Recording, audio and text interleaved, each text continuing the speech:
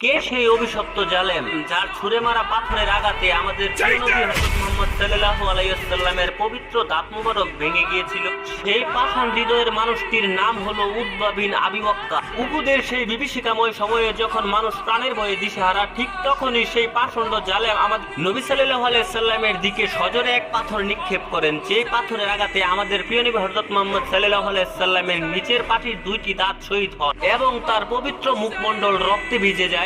এবং ঠিক সেই মুহূর্তে কাফের ইবনে কামিয়া নামক আরেক জালেম তা মহানবী সাল্লাল্লাহু আলাইহি সাল্লামের চেহারায় আঘাত করে এবং সে আঘাত এতটাই তীব্র হয়েছিল যে তিনি গর্তের ভিতরে পড়ে যান। তখন চারদিকে মানুষ চিৎকার করে বলতে লাগলো, আমাদের প্রাণের নবী নাকি আর বেঁচে নেই। তখন আমাদের প্রিয় নবী হযরত মুহাম্মদ সাল্লাল্লাহু আলাইহি সাল্লাম ব্যথায় কাতর হয়ে সেই গর্তে বসে তাদেরকে ক্ষমা করে উল্টো তাদের জন্য দোয়া করলেন। এতটা দয়ালু একমাত্র আমাদেরই প্রাণের নবী হযরত মুহাম্মদ সাল্লাল্লাহু আলাইহি সাল্লাম। আমাদের নবীকে ভালোবেসে থাকলে আমাদের নবীর